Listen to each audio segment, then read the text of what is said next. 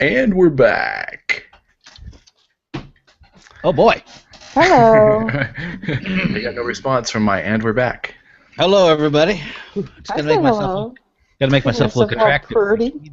For those of you watching the video, yes, we do have a video cast going on. It's not live right now, but I mean it is live, but it's private, so you Well, can't. people can watch it. Once though. you watch it, It's dirty.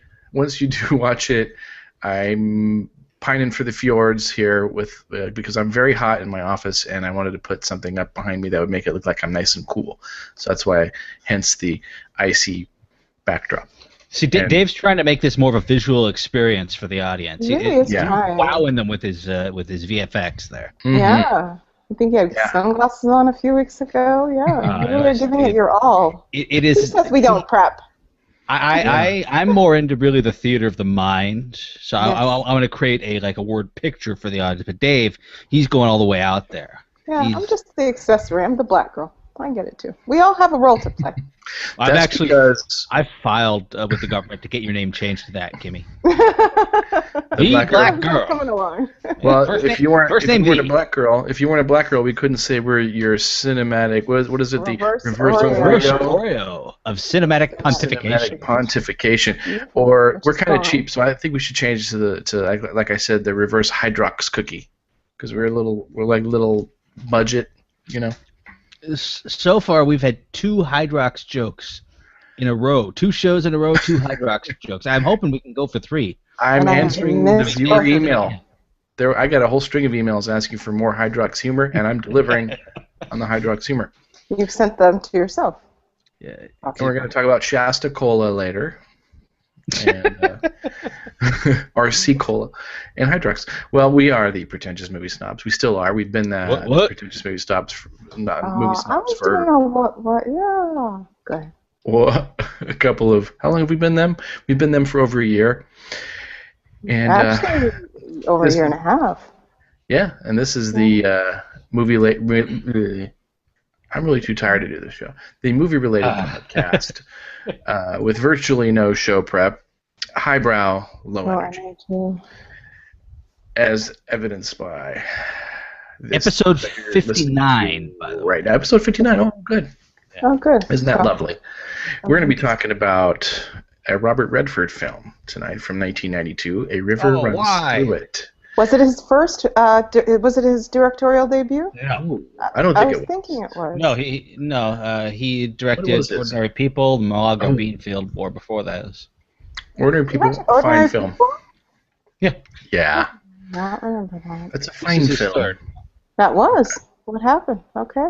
So we'll be talking about that probably sooner than you think, because I don't really have anything to talk about before we get to that. Is there any entertainment news we needed to get off our chests Ace before? Garner. Oh, Garner. Yeah, we've got another member of the passing parade, another corpse to drag out and dance in front of our audience. James Garner. Thank you, Kimmy. Aw, Oh, you're by the welcome. way, I'm Kent Conrad. She's Kimmy Bill Grove. Dave is David Smith. I don't think we did that. yeah, we We're didn't talking introduce about Let's James introduce Garner. ourselves. They know who we are now. If you're tuning in, you know who we are, but we should announce ourselves. Yes, we are the Yeah. pretentious movie snobs. Exactly. And we're sad that James Garner is dead. Yeah, he Yeah. was a class act. Everyone said he was a classy guy. I don't have any stories about James Garner. I don't have any interesting. It's so funny because I heard he died. I heard people talking about him, and I did not once did it cross my mind to prepare anything to say about it for the podcast. Not even a joke, huh? This is the no-show prep. You know, it's Wow. we're living the dream. Quick, Wikipedia him. I'm sure there's something interesting. Or our audience could just go on Wikipedia Nah, themselves. he was Jim Rockford. He was awesome. And That's what I Maverick. remember him.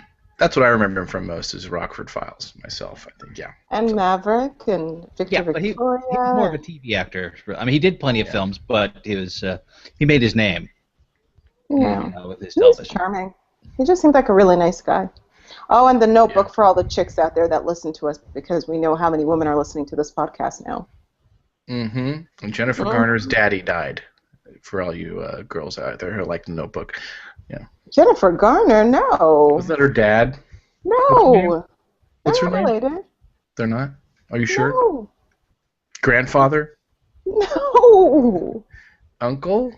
There's no relation between James Garner and Jennifer Garner. That's The to my reason knowledge. you listen to this show is because we're informed, intelligent, and we know what we're talking about, really. I don't even know if I thought. The PMS guarantee.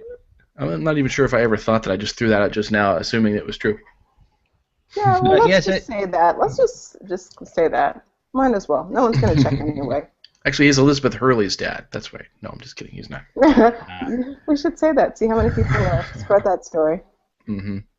All right. So what are we doing now? Well, now we have a regular, because we only for Hollywood News talk about people who've died. Oh, though I want to mention something that I just saw about an hour before we got on, and there's a great article on MTV.com, which is an oral history of Galaxy Quest. Ooh. It's the 15th anniversary of Galaxy Quest, and so the reporters on MTV.com has gone back and interviewed everybody to talk about how they got involved with the movie and what the shoot was like. It's a real fun read. Nice. So take a look at that. Galaxy Quest is a fine film. It's they should have a convention for Galaxy Quest where they all go and do their lines from Galaxy Quest and they all hate it. You know, I don't know if it's as good as it was. I really have to watch Grandpa's that. Hammer, Dave. I think you're right. Mm-hmm. That movie is great. I cry in that movie. It's got some great scenes, great moments. It's wonderful. I'll have to watch it again. I do have a bit of trivia. Oh, no.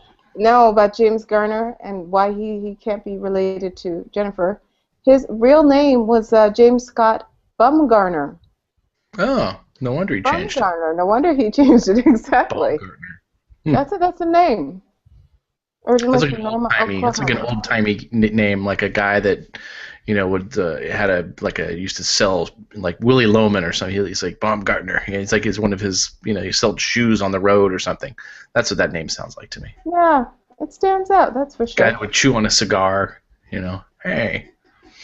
And he was known as Slick as a teen. That was his name. There's my trivia. Thanks, IMDb. There's our half-ass trivia. Now, half-ass trivia. Things you could have looked up more quickly yourself on the internet. Now on PMS. But you can't look up A River Runs Through It, although you probably could read some critiques of it, but I did not because you guys want to talk about it right now? Should we get into it? Yeah, let's do it. Let's get this over and done with. Roll right into it. Let's put this baby to bed. Yeah. Let's be informative, instructive for our audience. Why don't you, do you want to synopsize it, Kent, before I... Oh, sure. A River Runs Through It, directed by Robert Redford, one of the early starring vehicles for a young Brad Pitt, is based on a autobiographical novel by the writer Norman Maclean, and it's about growing up with his brother, Paul, in Missoula, Montana. It's Montana, right? Yeah, Missoula, Montana. Yeah. In Missoula, Montana, where the two most important things in their life are attending their father's church and fly fishing. I'm going to correct you. I think it was actually a novella and not a novel. And I think Jennifer Garner wrote the original. Norman Maclean, he adapted it, right? No, okay. I am pausing the show right now. I'm looking this up. I don't care because I think Kimmy's wrong. It could be a novella. I think it is part of another. Who gives a rat's ass? It's part of another story. Yeah, it's part of a collection. But anyhow, it's Norman Maclean writing about his. So you're gonna gloss over it because I was right. Okay. No, because you were boring. It's Norman Maclean writing about him and his brother growing up in Missoula, Montana. He left, became an English professor. His brother stayed there, became a reporter, and it's about how their life moves in different directions and sort of the lessons they learn. And is that what it's holy about? Crap, this movie's boring as all get out. Oh my God, this movie took forever to do anything. Here's my thoughts on A River Runs Through It. Because I know I've seen it before, and everything I thought I remembered from it actually happened in Legends of the Fall, which came out a couple of years later, starring Brad Pitt. Yeah, I wonder if that's the movie that I originally watched and didn't understand. What do you think? I renamed the movie. I renamed it A Movie Snob Sleeps Through It. Oh, okay. I passed out so many times trying to watch this movie. A river leisurely rolls through it. Well, they can call it. I Get 'em say they off can in call it a river runs through it because that's pretty much the only bit of action in this movie. Is the rolling river, and nothing else really happens. I called also the Seinfeld of movies because it is a movie absolutely about nothing. Well, sort of. I think I understood it a little better this time, Well, but you like the whole male bonding and you know you're. Well, you're you all see, it doesn't really. It's not really a male bonding movie, actually. No. It's about how men not understanding each other.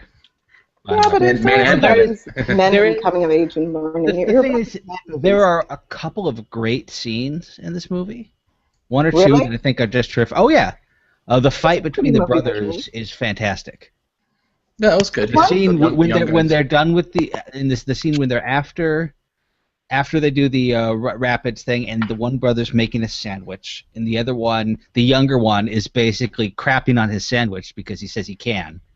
Oh, And then when they get in that fist fight, that says a lot about the way men work, and the way they play through their sort of dominance or the way they develop their relationships with each other and test each other's limits. Mm-hmm. That was a great scene. But my God, it took a while to get there, and my God, a whole lot of stuff. Nothing happened after it. Well, nothing happened before. I timed this because I had nothing else better to do with my time and I need to stay awake. And it was like 42, 43 minutes in the beginning into the movie, which was a setup. Like, it took over 40 minutes to set up the relationship between the brothers and the father and the family.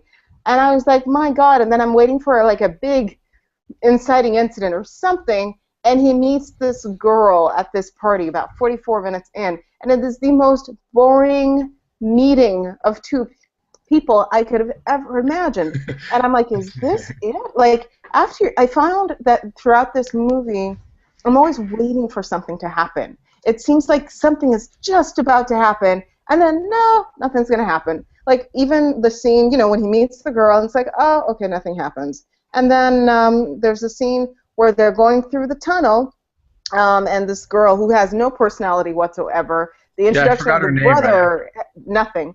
But they're going through the tunnel, there's a little bit of suspense, and then nothing happens. They go through okay. And then here's the most irksome part of this movie, because there really isn't any point to this movie. Although it's admirable, I love Robert Redford still. They have foreshadowed throughout so much of this movie that Polly's gonna bite the dust, whatever that expression is, die, whatever. And they've said it enough times, like, we're waiting. I'm waiting for him to die already. I'm just waiting because he's just a mess.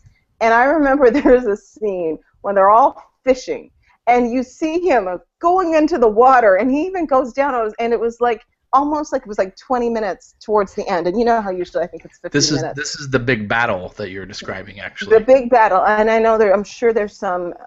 This is a metaphor for something, but I would have loved for them to use this to, again,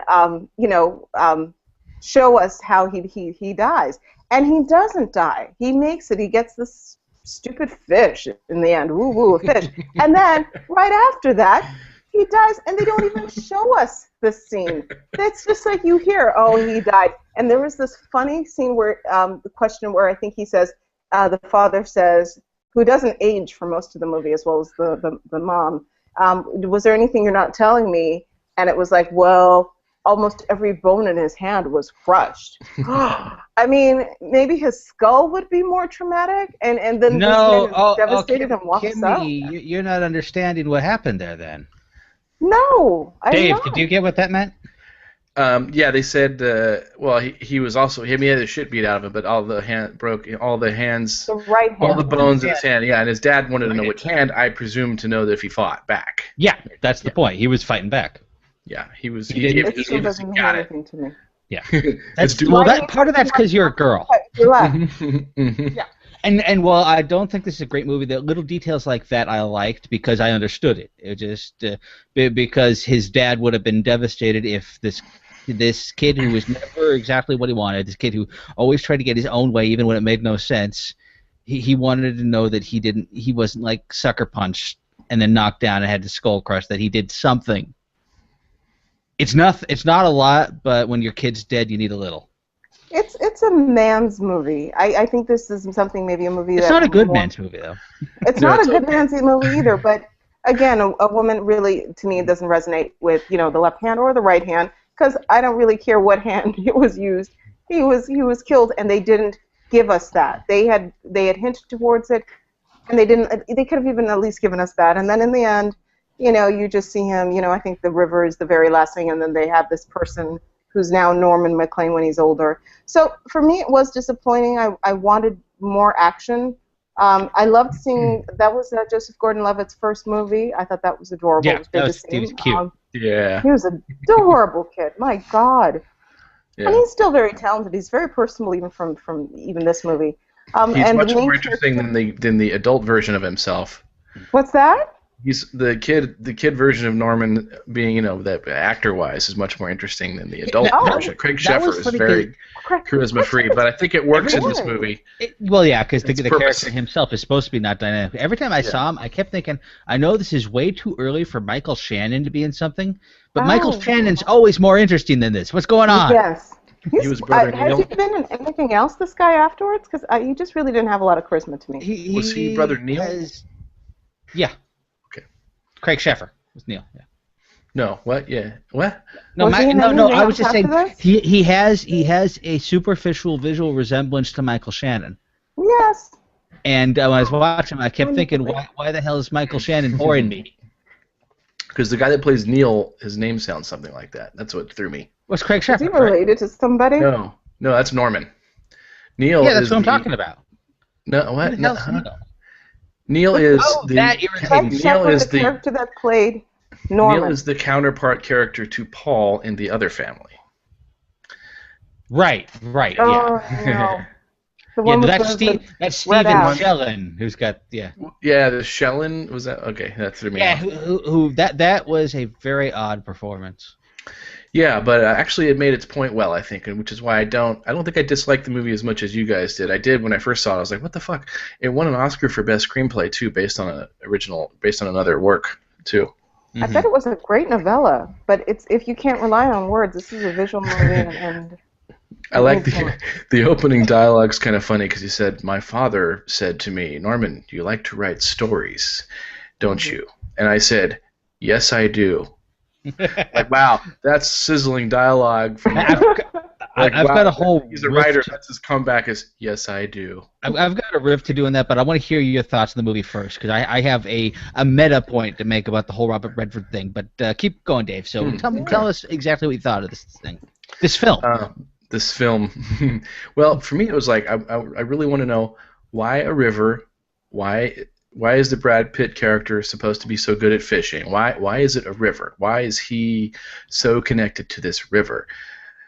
And I think I got it on this viewing because the river to Norman McLean, is the thing that divides things that eventually become one, but or even the things that are one thing. There's always a division going through it, right? Mm-hmm. In the case of a river, it's this mysterious thing that you don't know what's underneath it. It's kind of mysterious. Brad Pitt was very connected to this thing, and he is a dividing force in this family. They got Craig Sheffer being the normal. He's the guy that kind of does the right thing. Although this movie is a journey for him because he doesn't know what he wants, and his brother, meanwhile, kind of does know who he is, sort of. Yeah. He just fucks up all the time. He knows he's a gambler. He likes to fuck Indian girls. He likes to fight, but he knows what he wants. He wanted to be a newspaperman. He did. Norman takes forever to put it together. What he wants to do. Yeah, he takes 6 years to get his undergrad degree. Yeah, and it's interesting that he only outfishes Brad Pitt once he's got everything squared away. He knows where he's going to go to college. He knows who's going to get married, and then he outfishes Brad Pitt, but only for a minute, which was a little strange. Well, I think that's part of the thing is that Brad Pitt's character, he's a kind of a natural boy. He's a nature boy. He's connected to nature. He's connected to his wild side. He doesn't have a real connection to civilization. And you get the feeling he's only a newspaper man because then he can knock off early and go fish. He's the charming one too. You know, you have these people in your family who they're kind of deadbeats, but everybody loves them because they're so charming. Yeah. You know how fucking annoying they are. Yeah, it's Paul and it's Neil. You know, that family adored that guy, but he was a drunk, but they still loved him. And he threw threw Norman a bone there by having him show up, kind of like, sort of bringing him back into the fold there, like apology or whatever. That was okay. But so that's what I'm thinking. This movie is it's what the things that divide families are mysterious. I mean, there was that line she said, "Why is it that people who need the most help don't ask for it?" That was Jessie said. She was so terrible in her delivery, though. She wasn't very good either. Yeah, she wasn't very good, but the sentiment was real. Yeah. And I think had the movie been structured a little more traditionally, that could have been more powerful. Yeah. That's the thing. Is that I actually did plot it out. What do you think? I actually kind of followed it through the, a couple of like Save the Cat type stuff, but it actually follows pretty closely to, standard stuff. Mm-hmm. I mean, it's the end of Act 1 is Craig Sheffer comes home from school. So it starts this new, like, okay, I'm back. Now he's like, I don't know what I want to do. It's him. Act 2 is, what am I going to do? And at page 45, this is a 2-hour movie we're talking about. So page 45 is usually introduce a new buddy. Oh, that's when he meets Jessie at the dance place. And then there's a plan. I can't remember what the plan was in this one. Usually 5 minutes later, I think it's like, we're going to go fishing with my brother or whatever it is. That might have been, I don't know if that's the plan. Yeah. And then there's like the midpoint, and I don't remember what that is either. But then it goes to later with the, the falling asleep in the sun, and then the Brad Pitt, people get abandoned later. It all falls on the right pages, at page 90, at page 100. The big battle is when they're all fishing together, and Craig actually or Norman actually outfishes Brad. He's like all off, and he catches the first fish, So, but he's balanced now. I can get that they hit the points, but they don't connect them to each other. Mm-hmm. Not very well. Yeah, it's hard to understand. Well. And here's what I think an issue with this sort of thing. It all relates down to Robert Redford and his hurt feelings.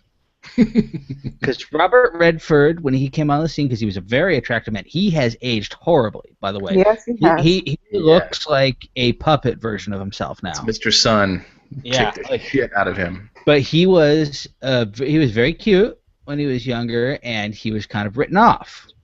As kind of a empty-headed, cute guy, basically. Mm-hmm. And so all the movies that he makes and the kind of setting up the Sundance Festival are attempts to prove his gravitas, but he's not that bright. And so he makes movies that they don't work too hard to seem audience friendly. They don't work too hard to really make their points because, well, this has to be like the book, so it's smart to be like the book, and so I'm not going to really make a decent movie because it needs to be slow, and because slow is smart. And I need to read the narration even though I'm terrible at it because I'm smart too. That's because I thought it was kind of weird hearing Robert Redford read the decent words. I haven't read them, the book, so you don't know exactly how it looks on the page, but it was almost amateurish. I thought his narration. Wow. Like the very last line of the movie is, "I am haunted by waters." It was like Al Gore doing it. Wow, that's pretty. I'm actually scared now that Redford is gonna show up and beat the shit out of you. Well, I have a Redford story. Robert Redford, he died at sea. No, he didn't. I have a story about him. Oh crap! That was a movie. Oh no. That was the movie. Not a bad movie. I didn't see it. It was nice. Did I tell you my Redford story? No. It's pretty awesome. It doesn't have anything to do with me, but I don't know if you remember. I have a couple of friends. Wallet Girl. Oh, remember Wallet Girl and her husband? Danielle. Yes, exactly. Well, he posted. Her husband posted on Facebook. I'm gonna interrupt you just to make sure I know who these people are, and I'm just a racist. That's the black girl with the white husband. That is correct. Yeah. All right, cool. I liked those guys. They were great. They were a lot of fun. Who became friends because we found her wallet in the middle of the street right in front of the movie theater. I Yeah, didn't want to say names, but yes, that's them. it was fun doing karaoke with them. She sang quite well. She's a great. Well, she used to sing for Ricky Martin back in the day as a backup Yeah, singer. She's a damn. phenomenal voice, Yeah. and he also is a great singer because he does a lot of theater. But he had he started a theater academy for kids where he has teaches kids. He does productions like full-on productions with young kids, and he had a Facebook post, and he's like, a really good day, and all it is a picture of him and Robert Redford. I was like, what the hell?